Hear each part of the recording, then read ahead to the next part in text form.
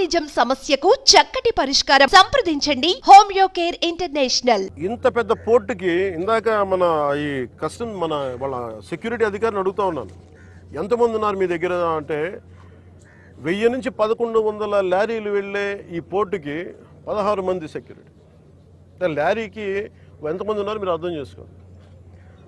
అసలు విచిత్రంగా మనోహర్ గారు పట్టుకొని కేసులు పెట్టి అధికారులకి చెప్పినా కానీ అటు పోలీస్ కానీ రెవెన్యూ కానీ సివిల్ సప్లైస్ కానీ యాక్షన్ చాలా నామమాత్రంగా తీసుకుంటా ఉన్నాను. నేను చాలా సందర్భాల్లో ఆయన అడుగుతూ ఉన్నాను, క్యాబినెట్ మీటింగ్స్లో అడిగాను ఏం జరుగుతుందని. నేను ఒకటే ఏం చెప్పానంటే, ఇందాక మన మనోహర్ గారికి వీళ్ళకి మనం ఏ యాక్షన్ కనుక మనం ముందుకు తీసుకెళ్ళకపోతే వీళ్ళు ఇన్ని మాటలు చెప్పి దీన్ని ఏమి ముందుకు తీసుకెళ్ళలేదేంటి అన్న అపవాదం మనందరి మీద ఉంటుంది. మన ఇంటెన్షన్ వేరు, జరుగుతుంది వేరు, మన యాక్షన్స్ దాని కాన్సిక్వెన్సెస్ సరిగ్గా వీళ్ళు సహకరించట్లేదు. ఇది ప్రజల దృష్టిలో పెట్టాలి. ఇది నిన్న ఢిల్లీ నుంచి వచ్చి అసలు యాక్చువల్లీ ఈరోజు నాకు ఈ ప్రోగ్రాం లేదు. నాకు ఈ రోజున నిన్న రాత్రి స్టెల్లా అనే షిప్లో ఇన్ని 100 టన్నులు పట్టుకున్నారు, పనామాకు సంబంధించిన స్టెల్లా అనే షిప్లో. అలాగే ఇక్కడ దాదాపు 1060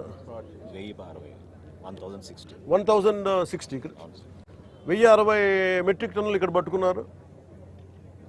ఇంత బలంగా సాక్ష్యాధారాలతో దొరికినప్పుడు దీన్ని ఎలా చేయాలని చూస్తే సమస్య ఎక్కడుంది అంటే, ఇది చాలా డీప్ నెట్వర్క్. ఇది నేను వస్తాను అంటే నిన్న రాత్రి కూడా నాకు చాలామంది ఫోన్లు చేసి మెసేజ్లు ఏం పెడతారు, మీరు రావద్దు సార్ ఇక్కడికి అంటారు. మీరు ఎందుకు రాకూడదంటే ఒక 10,000 మంది జీవితాలు అతలాకుతలం అయిపోతాయని. పోర్ట్ అనేది it is meant for exports. Kakinada port కానీ ఏ పోర్ట్ అయినా కానీ అనుమతి ఇచ్చింది ఎక్స్పోర్ట్కి, అంతేగాని స్మగ్లింగ్ కాదు. స్మగ్లింగ్ మీద చేసే విధానంలో కూర్చోబెట్టి దానికి పర్మిషన్, దానికి లైసెన్స్ ఇవ్వాల. లీగల్గా ఎక్స్పోర్ట్కి మాత్రమే ఇక్కడ పర్మిషన్ ఇచ్చారు దీనికి. కానీ వస్తే 10,000 మంది జీవితాలు అతలాకుతలం అయిపోతాయంటే నాకు ఒకటే అనిపించింది. ఇందాక లోపలికి వెళ్ళి కూర్చుంటే నన్ను ఎంత సహకారం లేదంటే నాకే, as a deputy chief minister of Andhra Pradesh నాకే సహకరించాల. ఇక్కడున్న ఈ ఏమో పోర్ట్ అధికారులు, షిప్ అక్కడ స్టెల్లా అనే షిప్ ఉంది,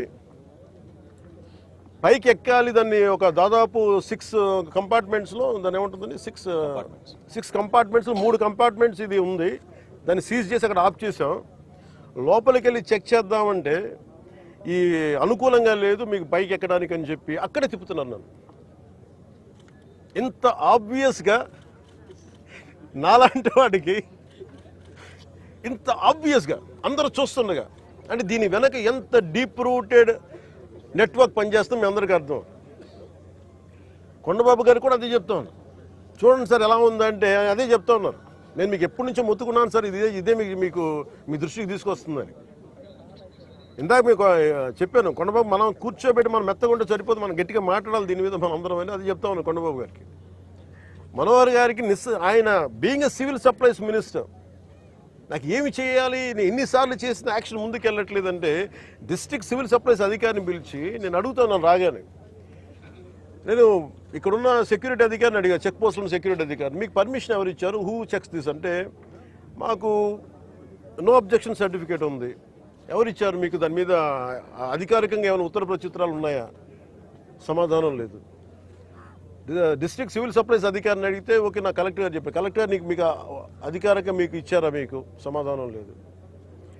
ఇవన్నీ చూస్తుంటే ఇది ఏమైపోయిందంటే చాలా డీప్ ఇంట్రికేట్ నెట్వర్క్ లాగా ఉంది. మన రాష్ట్రం మీరు చూసి 40,000 terrain South America that from Colombia నుంచి వైజాగ్ పోర్ట్లో దొరికింది. వైజాగ్ పోర్ట్లో ఇది గంజాయికి అడ్డా అయిపోయింది ఆంధ్రప్రదేశ్. నేను లోపలికి వెళ్ళి మాట్లాడి పైకి ఎక్కాలి అంటే తిప్పుతున్నారు, అక్కడే తిప్పుతున్నారు, వెళ్ళనివ్వట్లా. నాకు ఎంత ఆశ్చర్యం అనిపించిందంటే నేను వెళ్ళి కూర్చొని మాట్లాడుతూ ఉంటే మీకు చెప్పా you will have consequences for this అని చెప్పి. నేను మీకు తర్వాత వీడియోస్ కూడా మీకు రిలీజ్ చేస్తాను.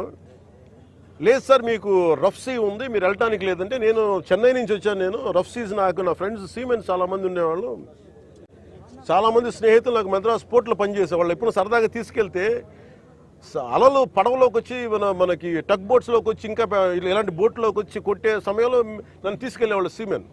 నాకు చాలా ఆశ్చర్యం అనిపించింది. అలాగే సార్ వింటున్నా వీళ్ళు కథలు ఏం చెప్తాను. అలా వింటా ఉంటే మళ్ళీ పక్క ఎదురుగా షిప్లో ఈ చిన్న చిన్న బోట్లు వేసుకొని మనకి ఈ టైర్లు కట్టుకొని ఒక 2 పెట్టుకొని వాళ్ళకి దింపుకుంటా మన ఎగుమతి చేసుకుంటా ఉన్నారు.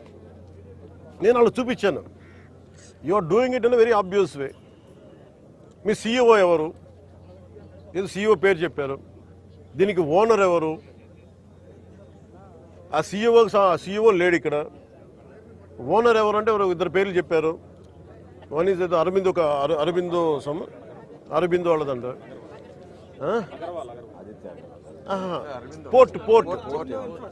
పోర్ట్ ఎవరి కంట్రోల్లో ఉంది?